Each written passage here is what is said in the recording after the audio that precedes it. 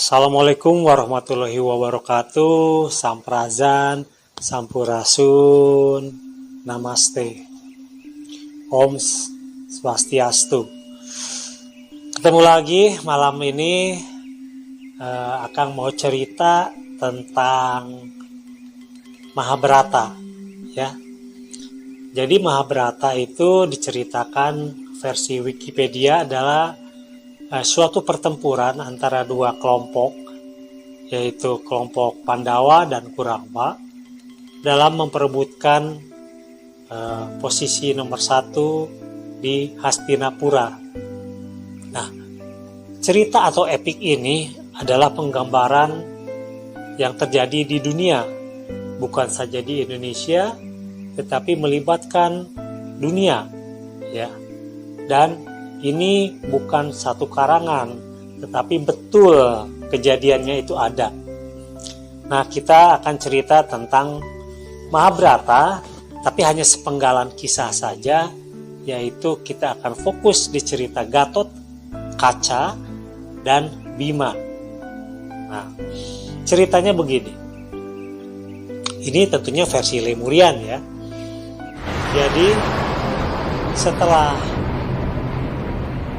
Adama diturunkan ke planet bumi, ini hiduplah bangsa Adama. Bangsa Adama jangan dibayangkan kuno, gitu. Hidup dengan zaman batu. Ternyata bangsa Adama itu super canggih, sudah punya pesawat antar galaksi. Tapi kita cerita itu di bab yang lain, ya, di video yang lain. Setelah zaman Adama itu, Adama selanjutnya membuat bangsa Brodela dan dinosaurus. Jejak-jejaknya ada, ya. Jadi setelah zaman Adama ini adalah zaman Brodela dan dinosaurus. Brodela adalah raksasa. Kita bikin video khususnya juga. Selanjutnya, Brodela ini dihancurkan oleh satu asteroid besar sehingga bumi terbakar, selanjutnya menjadi salju. Nah, setelah menjadi salju, mencair, datanglah bangsa Anunnaki, bangsa Lemurian, 40% dari planet Lemurian untuk memulai kehidupan baru. Setelah itu Anunnaki kembali ke planet Anunnaki, dan selanjutnya bumi siap ditempati, sudah hijau, sudah ada air laut. Bangsa Lemurian turun. Untuk mengembangkan satu peradaban, bangsa Lemurian ini mengkloning dua bangsa. Pertama, bangsa Atlan, ya, energinya 10%, dan bangsa Rama itu 10% juga. Sedangkan bangsa Lemurian 40%, ya. Nah, ada perbedaan sifat antara bangsa Lemurian dan bangsa Atlan dan bangsa Rama. Kalau bangsa Lemurian itu lebih banyak spiritualis, ya. Sedangkan bangsa Atlan itu dari bahasa Lemurian, ya, artinya pembangkang. Itu mempunyai sifat yang memang senang perang, sering berselisih paham. Nah, siapakah bangsa Rama? Bangsa Rama adalah satu bangsa yang memang untuk membantu keberadaan Atlan, yaitu keahliannya perang. Jadi pasukan perangnya. Bangsa Rama ini kalau sekarang mungkin bangsa India, ya. Wajahnya tuh seperti itu. Nah, jadi cerita Mahabharata, ada epik Ramayana, ada epik Bharatayuda, itu cerita bangsa Atlantis, bukan bangsa Lemuria. Karena seringnya dan senangnya berperang, maka Atlantis terbagi dua, Rama juga terbagi dua. Jadi ada dua kelompok. Satu Kurawa, isinya Rama dan Atlantis. Yang kedua Pandawa, isinya Rama dan Atlantis. Jadi itu benar. Dan perang Mahabharata jangan dibayangkan yang konvensional dengan panah, dengan tombak, ya, naik kuda. Bukan seperti itu kalau versi Lemuriannya. Itu adalah peperangan dengan nuklir.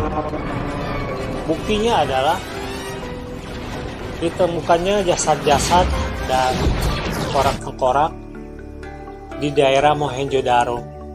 Di sana ada sisa-sisa nuklir di tengkorak-tengkorak mereka. Itu menandakan bahwa peperangan itu bukan perang panah atau tombak ya, tetapi adalah perang nuklir.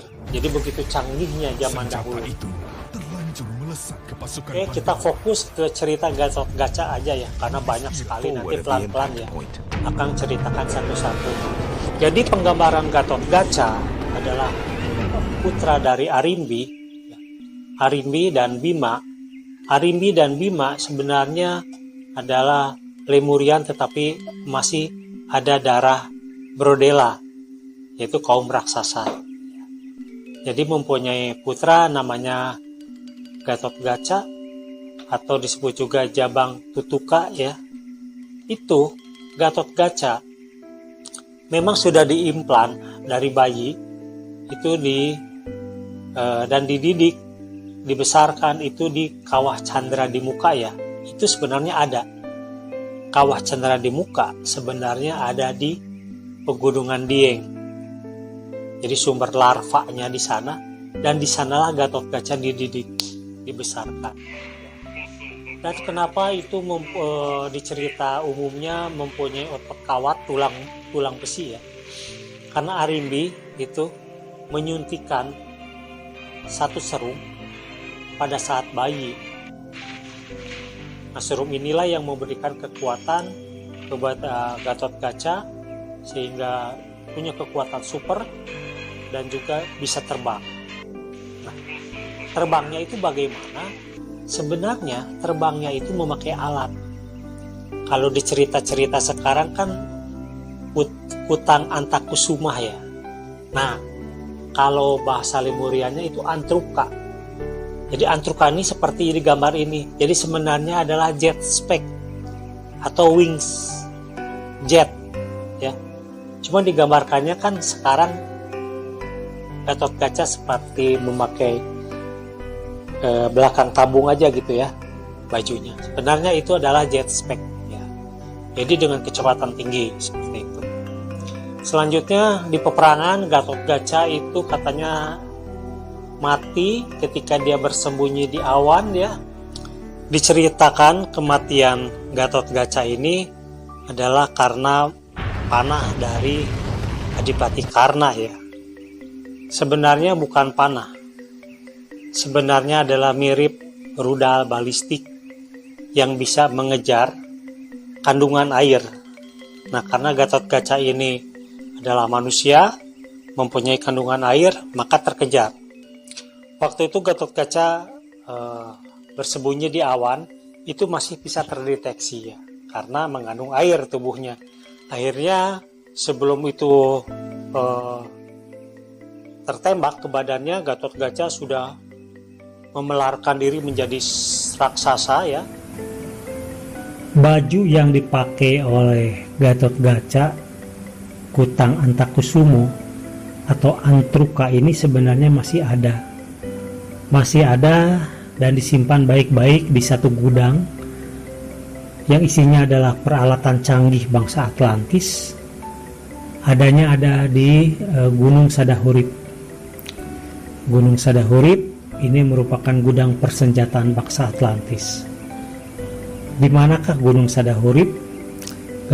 Gunung Sadahurip ini adanya di Kabupaten Garut ya, arah selatan.